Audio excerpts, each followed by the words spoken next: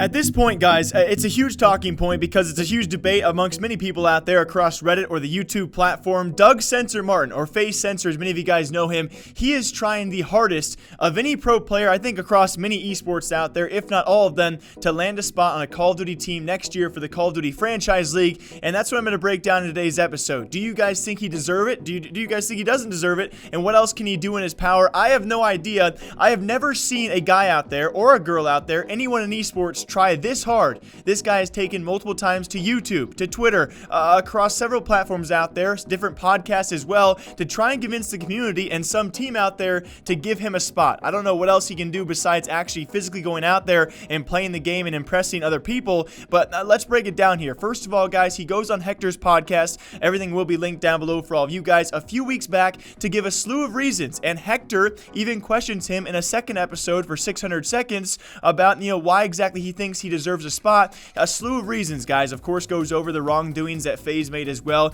Goes over that quite a bit over the past month or so, but more so the reasons of why he should succeed is because of the results he has had across many rosters out there. Now, have those results been recent?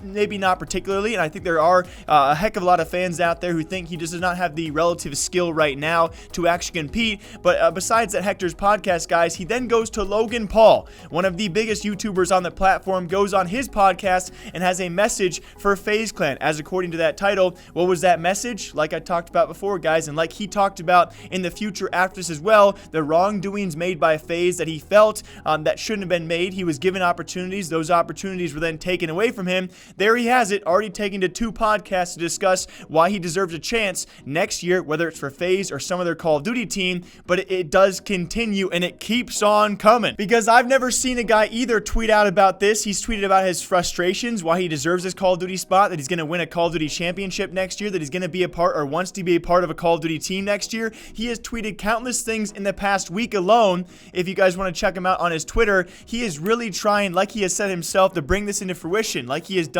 before with a few of his accomplishments. He speaks things into existence and therefore they have come true.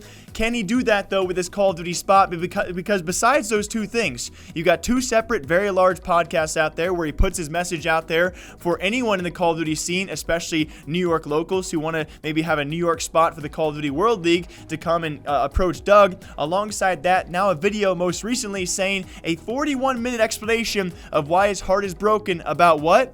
Yes, you probably guessed it, more FaZe Clan wrongdoings, although confusingly enough, he is still a part of FaZe Clan after they wronged him several times. The dude even shed a tear. He shed multiple tears throughout this video and then posted a clip of that again on Twitter. I'm not joking, guys. I've never seen this level of dedication, and I'm not even angry at the guy about it. I'm just very confused by it, and because I've seen a lot of responses on both sides of things. Equally, you see a lot of support on his YouTube channel. People say he deserves a shot, and I can't really disagree with that. I don't know his actual skill right now, and that's where the other side is, right? Besides begging, besides crying, besides trying to persuade people with your words as to why you deserve a spot, how else can he show you, though? It's kind of tough to go back to World War II or Black Ops 4 and trying to actually prove himself on the server. It's a tough opposition right now he's facing between all of the current pro players who actually have results from this last year at big events. It's a tough battle for Doug. I'm not going to deny that, but I honestly do think at this point, very curious what you guys think about this, he can't do much else. He's pretty much done as well as he can publicly with his platforms to try and convince someone out there to give him a chance, and I think he might get it. If I'm an org owner, if I own a spot in the future, why not give him a single chance? He has a lot to prove to people out there, right? And he's a huge social media platform guy, publicly backed. He brings that viewership, he brings that drive, and I think he does have that drive. Is anyone out there, hater or believer, arguing that Doug does not have drive?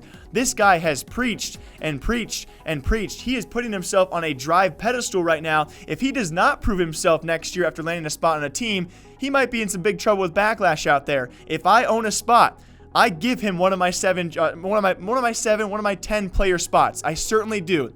I give him a salary? Yes, because he's worth it to an organization. Not only viewership-wise, he might be worth it skill-wise. We have no idea, but if I am an owner, I take that 10% chance. I take that low percentage chance on a guy like Doug. He has done everything in his power to prove that, besides actually showing it on the server, which he doesn't have many opportunities to do quite yet. So I ask you guys the question after all of this. Do you think Doug Censor Martin gets a chance next year to play Call of Duty professionally? I think so. The giant question is, though, is he willing to leave FaZe for good in order to do that? Because I don't think they're going to give him the shot. If they do, though, that will be one heck of a story to share with all of you. Until next time, I hope you guys all enjoy breaking down esports and gaming news here every single day. Doug Censor Martin, will he be a professional Call of Duty player yet again next year? We'll find out sometime soon.